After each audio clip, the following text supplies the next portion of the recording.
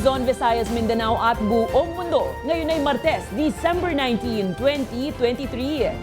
Ako si Barbie Mulak at ito ang Balitang A to Z. Kung pwede i-extend yung operating hours nila para po i-accommodate yung pong mga pasahero. Sakto ngayong holiday season, operasyon ng LRT at MRT, extended na ang oras. Sa amin pong grupo, hindi naman po pwede yung gano'n na 2 weeks. Talaga naman pong mahirap, lalo na po parating yung ating Christmas. Dahil kailangan ng pang Noche Buena, ilang driver hindi makalahok sa tigil pasada. Protesta, idinaan sa mga terminal. Task Force El Nino, muling binuhay ng pamahalaang Marcos Jr. At dalawang programa ng SMNI, sinuspindi ng MTRCB.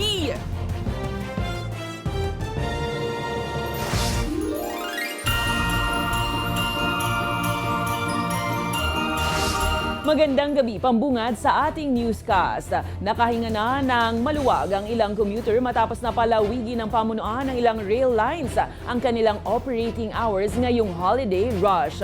Inaasahan naman ng Civil Aviation Authority of the Philippines ang lagpas 2 milyong pasahero na dagdag sa mga paliparan, kaya naka-heightened alert na ito. May balitang A to Z si Ace Cruz. Malaking ginhawa para sa pharmacy staff na si Jessa ang pagpapalawig ng rail operator sa bansa sa operating hours nito ngayong holiday season. Kung magto 2 p.m. to 11 p.m. ako, hindi na ako nakakasakay ng MRT. Minsan, mga motor, joyride, yan. Ang laking bagay ng 350 na pamasahe. Ganito rin ang sentimiento ng security guard na si John na laging inaabutan ng sara ng biyahe ng MRT-3. Napapamahal, sir. Napapamahal. Ibig sabihin, talo. Talo, sir. Lalo na pag sakto-sakto lang yung sinesweldo, sir. Nauna nang inihirit ng MMDA ang extended operating hours para maibisan ang kalbaryo ng commuter na umuwi ng 10 oras ng gabi. Lalo't hindi raw talaga biro ang bigat ng daloy ng trapiko dahil sa kaliwat ka ng Christmas party. Kung pwede i-extend yung operating hours nila para po i-accommodate yung pong mga pasahero na nag-i-stay sa mall. Kasi extended din po yung operating hours ng mall para po may masakyan sila pauwi ng kanilang tahanan. Sa inilabas extended operating hours na MRT-3, LRT Lines 1 at 2, madaragdagan ng hanggang 1 oras na extension. Ang last trip nito epektibo Huwebes ng gabi. Samantala, dahil sa patuloy na pagbigat ng daloy ng trapiko ngayong holiday rush, pinagbabaon ng MMDA mga motorista ng mahabang pasensya. Ine-expect po natin na dadagsa na talaga yung ating mga kababayan na uuwi ng probinsya. Expect heavy traffic palabas ng SLEX at NLEX at ganoon din po sa mga pantalan, sa airport at dito sa mga bus station. Inaasahan naman ng Civil Aviation Authority of the Philippines ang 2.2 milyong pasahero na dadagsa sa mga paliparan ngayong holiday season. Mas mataas ito kumpara sa naitalang 2 milyong pasahero nung nakaraang taon. Well, topat po sa ngayon, ang mas marami talaga yung mga local tourists. Siguro dahil nga ginagamit na itong air travel dahil mas conveniente at alam naman natin na maraming promotions yung mga airline kaya mura rin yung mga airfare. Yung convenience ang hinahabol nila, mas mabilis pa makakapunta sila sa kanilang destinasyon. Bago niyan, itinaas na sa heightened alert ang seguridad sa lahat ng airport sa bansa. Para sa Balitang A to Z, Ace Cruz. Nagpaalala ang Bureau of Customs sa publiko laban sa parcel o love scam ngayong holiday season. Ayon sa DOC, mayroong nagpapanggap na tauhan ng ahensya na kumokontak sa pamamagitan ng text, email o tawag kung kani-kanino at nagsasabi na mayroong naipit na parcel sa customs na kailangang bayaran ang mga nakatenggang buwis, kaya inatasan ng mga biktima na magpadala ng pera para mailabas na ang mga ito. Binigyang diin pa ng ahensya na ang pagbabayad ng mga customs duties at buwis ay ginagawa lang sa kanilang cashier o kaya sa mga otorisadong bangko. Kaya naman hinihimok ng customs ang publiko ang mga naging biktima ng scam na i-check sa website kung ang nasabing courier o forwarder ay accredited. Pag inimbestigahan ho namin talagang totally Nothing to do with customs. In fact, in-impersonate pa yung mga opisyal namin. No? Talaga pong sindikato to, no? At delikado They're pala. very used to this kind of modus, no? Talaga pong nag-invest sila ng oras para kaibiganin, no? I think napoprofile nila kung sino yung mga medyo vulnerable no, sa social media. Now, once na nakuha ko yung loob talaga at yung tiwala, saka po yun, binibiktima ng ganyang scam.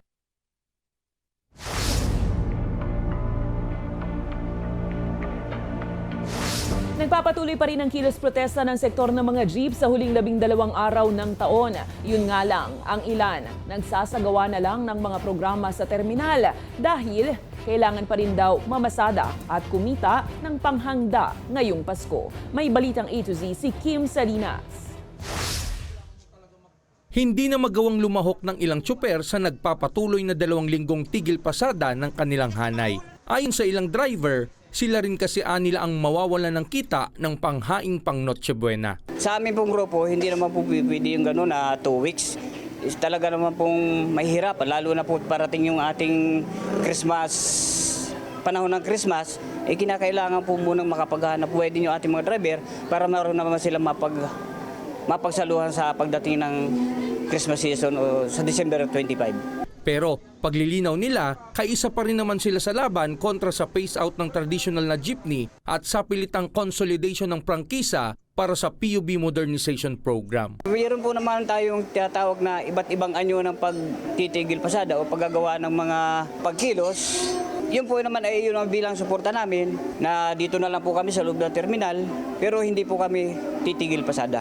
Domino effect naman ang isyong ito sa mga commuter na mawawala ng murang masasakyan na sumabay pa sa kasagsagan ng Christmas rush at kaliwat ka ng Christmas party at reunion. Siyempre, pagka walang masasakyan ng 2 linggo, di malaking proviso talaga. Paano yung mga mamimili ka ng like, mga pagkain mo, yung ano ba, sa palengke, kung ganun.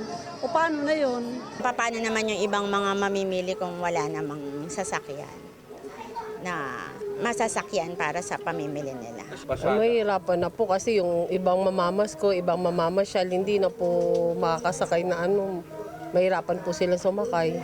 Pero kahit naaabala, ayon sa ilang commuter, kaisa rin sila ng mga tsuper na hindi pabor sa mamahaling modern jeep na proyekto ng gobyerno. Ay, hindi ako pabor doon sa model jeep. Mas pabor ako sa mga ganyan. Model jeep, pagka hindi naman yata sa ating gawa yan Gawa ng ibang ano yan. Paano pag nasira ang park yan? Tigil yan talaga dahil wala naman dito yata mabibili yan. Kapwa naman nagmamatigasan ng parehong panig sa issue, ang transport group pinababasura ang deadline ng consolidation habang ang Department of Transportation desididong hindi ito iurong. Kaya muling babala ng piston. Pag hindi kami pinayagan talaga na mag-renew ng prangkisa o ng PA, ngayong darating na December 31 ay talagang magkakaroon talaga ito ng malaking problema pagpasok ng January. Sa pagtataya ng transport group, sa Metro Manila pa lang ay mahigit 50,000 jeepney drivers na ang nanganganib na mawala ng kabuhayan sa pagbubukas ng bagong taon. Para sa Balitang A to Z, Kim Salinas. Inihimok ni Senator J.V. Ejercito ang Department of Transportation na palawigin ng hanggang 3 o 5 taon bago ipatupad ang PUV Modernization Program. Ayon sa Senador, ito'y upang mabigyang daan ang pagkukonstruksyon sa MRT-7 at para mapaghandaan rin ng mga PUV operator at driver ang naturang programa. Pero sa huli oras na makumpleto ang proyekto sa 2027, dapat ay nakapag-consolidate na ang lahat ng mga tsuper. Kailangan ayusin po natin lahat, especially now that, again, we are pushing for mass transit. Tapos itong mga feeder lines, about time also that we have to fix everything para naman by that time, pag naging online na po sila, pati po itong mga other lines that will be used by yung mga existing jeepney lines, maging modernized na rin by that time. Nakatakda na sa January 4 ang ikalawang round ng bidding para sa 18 billion peso full automation system with transparency audit count o fast track project na gagamitin sa 2025 elections. Ayon sa COMELEC, kahit una nang nabigo ang lone bidder na Miru Systems, ay may pagkakataon pa itong muling magbid. May balitang A to Z, si Ian Maghanoy. Papayagan pa rin ang South Korea-based election technology provider na Miro Systems na lumahok sa susunod na bidding process para sa mga makinang gagamitin sa 2025 automated midterm elections. Iyan ay kahit pabigo ang lone bidder at 3 pang kasosyo nito sa joint venture na makalusot sa unang bidding process. Inunod lamang po namin kasi yung bidding documents templates na nilalabas po ng ating government procurement policy board na mahigpit po sila since 2009 na kailangan po talaga yun ang mga forms na dapat gamitin. Ayon sa Komisyon ng Halalan, may kakulangan kasi ang bidder sa kinakailangang pagsasalin sa wikang Ingles ng ilang dokumento. Hindi rin daw kumpleto ang undertaking to enter ng mga kumpanyang ito para sa joint venture agreement kung saan ang nakasulat lamang sa aplikasyon nila ay jointly imbes na jointly and severely liable. Kailangan daw kasi ay liable o mananagot sa obligasyon ng bidding ang mga kinatawan ng mga kumpanyang pumirma sa naturang joint venture. Gayunpaman, ayon sa COMELEC at election watchdog na NAMFREL, pwede pa rin naman sumali sa susunod na bidding ang joint venture ng Miro Systems. Hindi como sila yung nag-iisang nag-submit ng bid doon sa first round. That does not preclude participation of other bidders in the second round. No. Kasi open pa rin naman yung bidding. Ang kailangan lang raw nilang gawin para mag-qualify, sumunod sa Government Procurement Reform Act. Dahil kung hindi rin makakapili ng election service provider sa nakatakdang second bidding process nito sa January 4. They just have to go through the motions as provided for by the GPRA, or Republic Act 9184. They will have to go through the motions because the Commission will have to comply with the requirements of the law and they cannot do otherwise. Kung sakali man daw na maideklara lang din ng COMELEC bilang failure ang second bidding process, the government agency can now go into negotiated bid. In other words, they will negotiate directly na with the potential supplier. Pero kung titignan nyo rin po yung ating Republic Act 9184, wala naman pong sinasabi kung ilang beses pwedeng gawin ang competitive public bidding.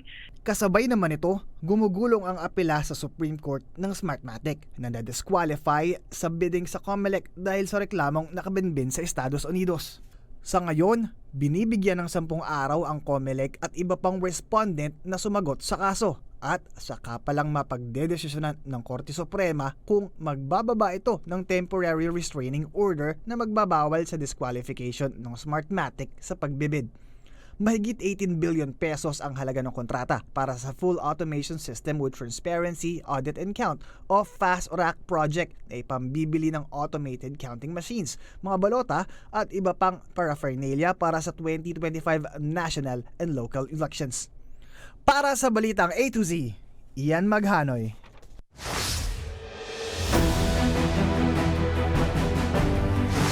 Inaasahang mararanasan ng kasagsagan ng tagtuyot sa bansa sa Abril 2024. Kaya naman ngayon pa lang, ipinagutos na ng Pangulong Marcos ang muling pagbuo sa Task Force El Nino. Narito ang ating Balitang A to Z. Muling binuhay ng pamahalaang Marcos Jr. ang Task Force El Nino bilang paghahanda sa inaasahang tagtuyot sa susunod na taon. The drought will peak again April 2024 with 63 provinces possibly experiencing drought condition and 12 provinces experiencing the dry spell condition. Base sa huling cabinet meeting, pangungunahan ng Task Force El Nino ni Defense Secretary at National Disaster Risk Reduction and Management Council Chair Gilberto Chodoro. Co-lead naman si DOST Secretary Rene Solidum. Nasa task force din ang Departments of Environment, Agriculture at Health, kasama rin ang National Economic Development Authority. Ito po ay magko-concentrate sa 5 key areas: water security, food security, energy security, health security, at public safety. Isa sa mga pinatututukan ay ang pagsisiguro ng sapat na supply ng tubig. Sa ngayon, ayon sa Environment Department, sapat naman sa mahigit 212 meters ang level ng tubig sa Angat Dam na pinagkukunan ng supply ng Metro at Mega Manila. Immediate, to make sure that in the urban centers and of course in terms of agriculture and power and manufacturing, there is supply. In urban centers, tinitignan po namin ng husto ang water level sa Angat. At this point, Angat has sufficient water supply. Ilan pa sa mga agarang solusyong inilatag ay ang pagmamadali sa ilang proyekto, habang bubuo rin ng El Nino Portal para mapalakas ang interagency coordination at mapabilis ang pagkalat ng mahahalagang impormasyon. Pinag-utos na ng ating presidente is to rehabilitate and repair all NIA irrigation canals and the dams itself. Ang Department of Health naman inatasan ng silipin ng kahandaan ng health facilities sa pagtugon sa El Nino. Magsasagawa rin ito ng information campaign laban sa mga sakit na kadikit ng naturang weather phenomenon. Kung nagdudulot ito ng potential cholera, food poisoning, and to prepare for La Nina, kasi pag El Nino po tagtuyot, biglang uulan, baka naman po magka-dengue. Sa ngayon, inaasahang hindi pa kakailanganin ng espesyal na budget para sa Task Force El Nino, maliban na lang raw kung magdedeklara ng national calamity dahil rito. Pinag-aaralang mabuti ng Pangulong Ferdinand Bongbong Marcos Jr. ang pag-aalis sa confidential fund ng Office of the Vice President sa susunod na taon. Pero ayon kay Marcos, matagal nang naresolba ang naturang issue, habang nilinaw din nito na hindi siya ang nasa likod ng pagpapatanggal ng Intel funds ng opisina ni VP Sara. Matatandaang nagdesisyon ng Kongreso na alisin na lang ang 650 million peso CIF ni Duterte at ibigay sa mga ahensyang nakatutok sa West Philippine Sea. Inaasahan namang bukas na mapipirmahan ng Pangulong Marcos ang 2024 national budget. Well, that was actually the initiative of the Vice President. When I'm talking about the confidential funds, and to not insist that they have such a confidential fund. So I think, as far as I'm concerned, it is a settled issue. Itinuturing na matagumpay ni Pangulong Ferdinand Marcos Jr. ang naging pagdalo sa ASEAN-Japan Commemorative Summit matapos makapag-uwi ng investment pledges, gayon din sa seguridad at kooperasyon sa ilang sektor. Nakabalik ang Pangulo kagabi matapos ang pakikipagkita sa ASEAN leaders at kay Japanese Prime Minister Fumio Kishida. Sumentro rin ang summit sa efforts para mapanatiling payapa, ligtas at bukas ang Indo-Pacific. Susunod sa ibang balita ang latest sa magnitude 6.2 na lindol sa China. At dalawang programa ng SMNI, bakit sinuspindi ng MTRCB? Abangan ang kumpletong ulat sa pagbabalik ng Balitang A to Z.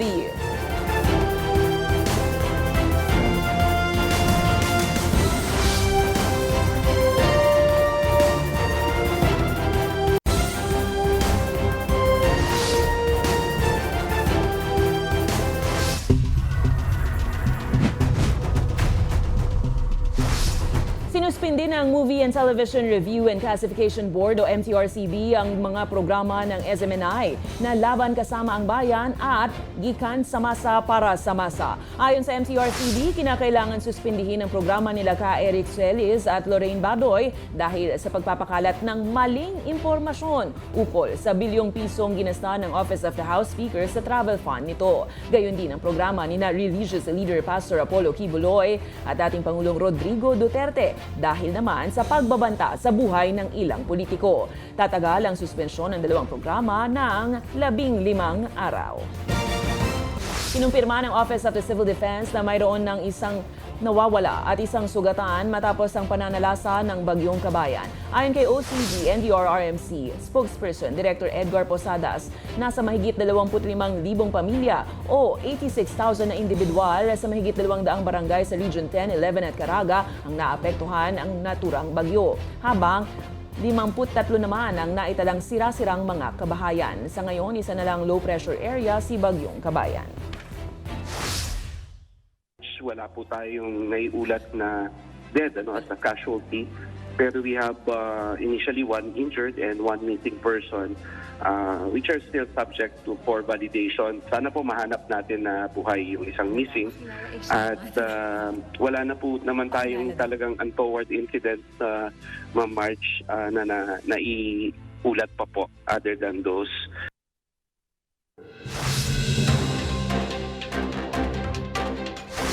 Pinawi ni Health Secretary Ted Herbosa ang pangambang magkakaroon ng panibagong COVID-19 outbreak sa gitna ng bahagyang pagtaas ng kaso nito at ng flu-like illnesses sa bansa. Paliwanag nito, marami na kasi ang bakunado kaya malabong maulit ang malawakang outbreak. Samantala, nagbabala naman ng World Health Organization sa posibleng pagkalat ng Mpox sa buong mundo dahil sa pagtaas ng kaso nito sa pamamagitan ng sexual transmissions sa Democratic Republic of Congo. Sinabi ni WHO Chief Tedros Ghebreyesus na bagamat ibinaba ang alarma nito noong Mayo, nananatili pa rin itong banta na kailangan ng pagbabantay at pagtugon.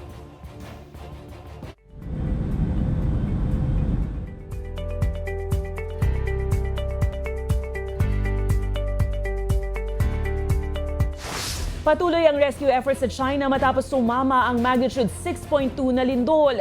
Bilang ng mga nasawi, umabot na sa 100. May balitang A to Z Overseas, si Billy Torres.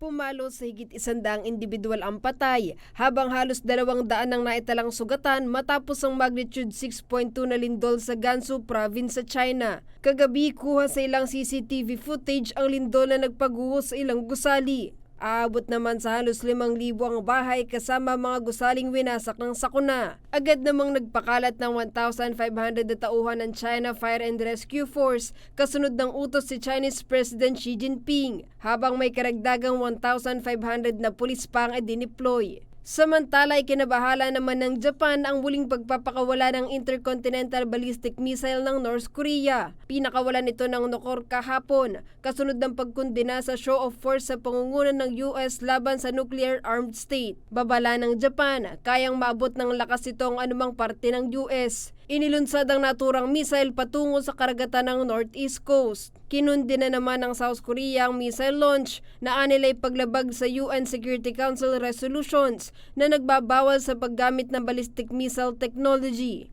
Para sa balitang A to Z, Billy Torres. Dating San Miguel Beerman star na si Alex Cabagnot lilipad papuntang Korea para sa kanyang bagong basketball journey. Pipirma na kasi ng kontrata ang 41-year-old na si Cabagnot sa Korean Basketball League o KBL sa team ng Goyang Sono Sky Gunners bilang bagong Asian import nito. Papalitan nito ang kapwa Pinoy na si Joshua Toralba na nagtamo naman ng knee injury. Si Cabagnot ay 9-time PBA champion, 1-time PBA Finals MVP, 8-time PBA All-Star at 1-time PBA Mythical Team member. Sa aming pagbabalik, ito na yung Christmas tree ni Chinita Princess Kim Chiu. Bakit nga ba naiiba? Manatiling nakatutok, kayo ay nanonood ng Balitang A to Z.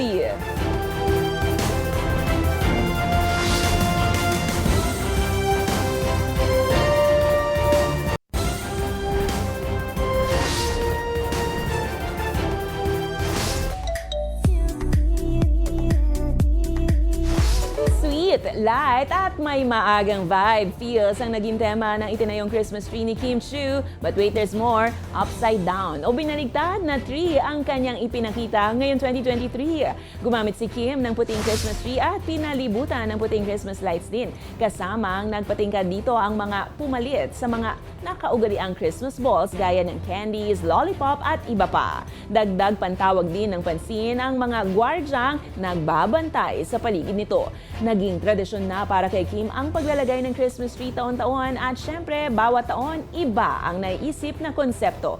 Ayon kay Kim, bahagi ito ng kanyang pangarap na nabigyan ng katuparan lalo't nung bata pa ito ay wala umano silang Christmas tree sa kanilang tahanan. Kung kayo ay may kwentong kakaiba, mga kwento ng pag-ibig o storya ng inspirasyon at pag-asa, maaari niyo itong ibahagi. Sumali sa ating Facebook group na Balitang A to Z. Panoorin ang replay ng ating programa at sundan ang ating social media pages. Hanapin ang Balitang A to Z. Ang ating pabaong quote of the night ay mula sa manunulat na si Philip Yancey. Paalala niya, itinutulak ng kahirapan ng isang individual na harapin ng buhay sa ibang paraan. At yan, ang mga balita at impormasyon, mga kwentong may dalang inspirasyon na tinutukan ng Balitang A to Z. May ginawa na ba ang checklist kung sino ang mga pupuntang bisita sa Pasko? Abay, simulan nyo na dahil 6 days na lang, Pasko na. Ako si Barbie Mulak, maging maalam, makialam. Magandang gabi sa iyo, Pilipinas!